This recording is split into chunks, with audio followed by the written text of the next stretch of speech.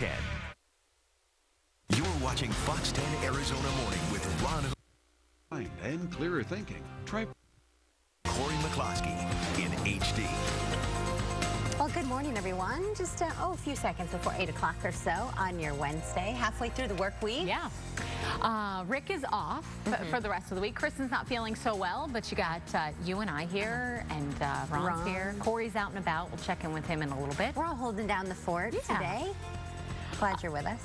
And looks like it's going to be another warm one. 90 degrees already outside. Yeah, so 90 all get out and do your outdoor stuff now. Usually like 6 a.m. Yeah, it's a good time. It's a good time to get out of the house and walk the dog and, you know. Definitely. Enjoy the beautiful, great outdoors we have in Arizona, Ron. Yep. Morning time in the summertime for sure. 8 o'clock, you guys. We're going to update everybody on our top stories now. Starting with a Fox 10 news alert where gunfire breaks out in a neighborhood where people are saying they are fed up with the violence. Now, this is the Orangewood Terrace Apartments in... Some shocking new revelations about the hack of the federal personnel agency that exposed the information of millions of Americans, raising the question, does Washington protect the information of criminals better than that of its own employees? Good morning to you. I'm John Scott. Welcome to Happening Now. And that's a great question. Hi, everybody. I'm Jenna Lee, the director of the Office of Personnel Management, or OPM, back on the hot seat at a House hearing investigating the massive data breach linked to China. As we learned, markers down there. Now, police believe that it may have started in the street. Take a listen. There were a few people out and about that may have heard or seen something. Yes. Let's check in with April and find out about these storms. Good morning. Good morning. Yeah, we're 9 days now into the monsoon season, and it looks like today could be our first fairly active day where that weather actually impacts us here in the Valley metro area. We'll talk first some temperatures outside this morning. It is 92 in Scottsdale and 94 in downtown Phoenix, 93 in Glendale, and we've got some upper 80s in Tempe. We're going to warm it up very quickly today with some toasty afternoon temperatures. Of course, we'll continue to update you when we get those details. But for now, Ron, back to you. Courtney, thank you. On to the story of the horrific cumulus clouds starting to build up, and what point that was breached in December. I appreciate that OPM continues to have confidence in your company, but I also want to know why Keypoint apparently did not have adequate logging capabilities to monitor the extent of data that was stolen. Why didn't you invest in these safeguards? And late yesterday, the Homeland Security Secretary Jay Johnson gave a classified briefing on the OPM cyber breach to the full Senate, as 18 million current, former, and prospective government employees are possibly affected by the breach, and the number could spike as high as... It's not just the tornado that's going to be the threat, though. Again, we are going to see the threat of these winds, the damaging winds potentially. So this is what we're talking about. See all that moist flow that's just surging? Police have described really kicks in. We also have some wind shear in the environment. That's going to help to aid in the development of some supercells later on this afternoon along this very strong, fast-moving jet stream. So later today, Maria, pretty concerned about seeing some of those supercells potentially having very large hail very quickly, some damaging winds, or even congealing and kind of making a bow echo once again. Yeah, and that's where you get that late night threat too. So there's a lot happening, but we're also, with all those ingredients, seeing the things come together to produce heavy rain and flash flooding, unfortunately. So that includes cities like Chicago. So there you go. You have the fronts. They're not moving all that quickly, and all you do is you mix in a little bit of moisture, and actually work. Their 2008 Honda Accord. Instinct would be maybe, hey, let's turn these headlights on so people can see me. That's what you're not supposed to do. You're supposed to turn your lights off because that can be deceiving. Also, set your emergency brake and then take your foot off the brake. Another thing you may be urged to do is get out of the car. Just walked home. Were they kidnapped? Was there foul play? Did they try? Military officials. And as you are well aware, the security clearance background checks also have very sensitive and personal information about family members and relatives. So for every... A couple of guys got into a fight with a third... TV. Well, Tess, when we're talking about these big dust storms, some of the hot spots from a traffic standpoint, the I-10 between here in California and then between here in Tucson as well. Here is a live look at the camera at the I-10 and Chandler Boulevard. It is the camera that we have furthest to the south. You can see nice and quiet here, but of course you can count on us here at 3TV to keep in close contact with our friends at DPS, at ADOT as well, to get you the latest information on how any weather might affect your drive out there. A little bit of good news though here in the East Valley. US 60 westbound at Mill Avenue. That accident has cleared out, though the damage has been done. You're still looking at red conditions starting back at the Loop 101. The 101, probably the longest stretch of slowing in the East Valley. You'll see brake lights as far south as Ray Road. They continue up to about Indian School Chaparral in that general area. Gina, thank you. Let's go to Glendale now, where a man is fighting for his life after being shot several times. For allegedly threatening a teammate with a gun. It was a BB. And Jill Gallus is out there with the very latest from the police department. Good morning, Jill. Good morning, Scott and Olivia. It was here at the Orangewood townhomes that... Those plans are now on hold. This guy's going to be charged with... y enviar inmediatamente una descarga eléctrica al corazón para llevar el ritmo de nuevo a la normalidad, lo que se denomina desfibrilación.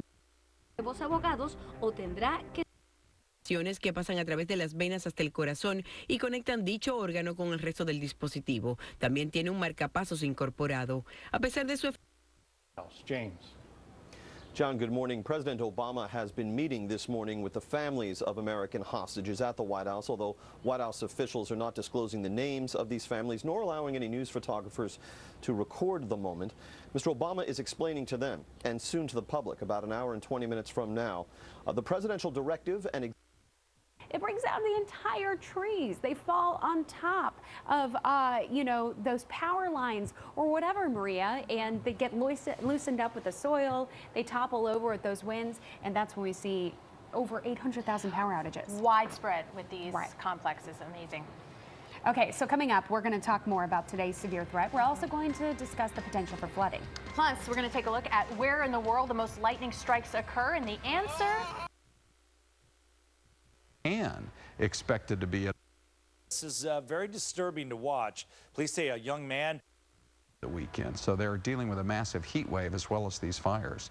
A southern Arizona tribe building a casino in Glendale files a lawsuit against Governor Ducey and other state leaders. The casino is planned for the 101 freeway in Northern, but it's been tied up in the courts for a long time. The Tohono O'odham Nation is asking a federal judge to order the state to stop blocking the casino. They want to open the casino by the end of the year. A Chandler family files a notice of claim showing they plan to sue the Chandler Police Department after an officer opened fire, shooting and killing the family dog. Chandler officers responded to 911 calls of 2 dogs in a vicious fight in front of a home back in January. An officer would end up shooting and killing a 3-year-old dog, Simone. The family says the use of force was not necessary, and they plan to sue the Chandler Police Department, claiming their 4th Amendment rights prohibiting illegal search and seizure were violated. It's not okay, again, for anybody, let alone police officers, people that are hired to protect us, to come onto our property and take our property, which in other terms, kill our dogs. I took one shot, shot the dog somewhere in the back of the head area. It dropped immediately, and then I stepped back to look, and I realized, oh, this thing is contained. And then I kind of had, you know, like a moment, because I realized this dog probably wasn't going to be able to get out of that area. Police conducted that internal investigation. Chandler police say they will release the full report to us later today. And a Fox follow-up on the dog that was left behind in Goodyear when his family moved out of state. He has a new home. Tig was left into the backyard as his family moved out of state. We got a lot of calls and social media messages. Happy to say he's been adopted and is now with his new owners. And some surprising news about Queen Elizabeth. She may be moving out of Buckingham. After the Ayatollah's comments last night on. All right, we are tracking the potential for some strong winds today and blowing dust. When are we actually going to get some rain? And how about some cooler temperatures? We'll talk about that up next. The palace needs to be retrofitted, repaired, redecorated, upgraded. Very few changes have been made. There's the palace itself with the Queen Victoria statue out front. There's a big courtyard out there in the middle. So she became queen in 1952, and they haven't really done much since. The royal officials say the affordable new option in the valley that even without insurance. Some asbestos. The cost for the makeover, they say, is going to be about $240 million. British taxpayers. Quite the renovation. You are kidding me. I know. She might as well just do a tear down. Yeah, and just start from scratch. Build a McMansion on that property. Build a McMansion. $245 million to redo that? Yeah, I know. No. Well, I mean, I'm trying to remember what the stats are. What kind of contractor did they have working on that thing? I think he's overpriced everything. Yeah, I know. Probably so. He probably walked up. You know, he gets the address from dispatch. Right. He pulls up in front and parks. He looks up and he says, oh, price just went up. That's right. They're probably pulling marble from like Italy, you know, things like that. Time now for another Fox 10 News Alert. And that is an update on what is happening with the Confederate flag. There's some that's coming up in just a few minutes. Okay. Let's do traffic. We jumped the gun. That's okay. I'll run you through traffic real quick, and then we'll get to that news alert, okay? In case you're getting ready to head out the door, you do need to know what's going on. It's still very slow out there. I-17 now, we have a crash at Thunderbird. That's adding to the mix of slow conditions coming up from the 101 transition on down south. Elliott at the 101, we've got a crash still reported there. And then this one is the newest one. This is at Hardy and Southern, and we still have the one on the 60 inbound at Rural Road. I'll go ahead and take you outside. Let me show you what traffic conditions look like on the 17. That's at Greenway. The accident just a little bit further to the south at Thunderbird. And you can see the increase in delays. Actually, both sides of the freeway are pretty tight this morning. 17 gets a little bit easier as you make your way past Metro Center and start to inch closer toward the stack. All right, now let's go back to that Fox 10 News Alert here this morning. Confederate flag. This has been a big debate, obviously, in the southeast part of our country. Specifically, Alabama Governor Robert Bentley has ordered Confederate flags to be taken down from the grounds of the state capitol. This is, of course, the latest move to banish the divisive banner from state capitals, store shelves, license plates.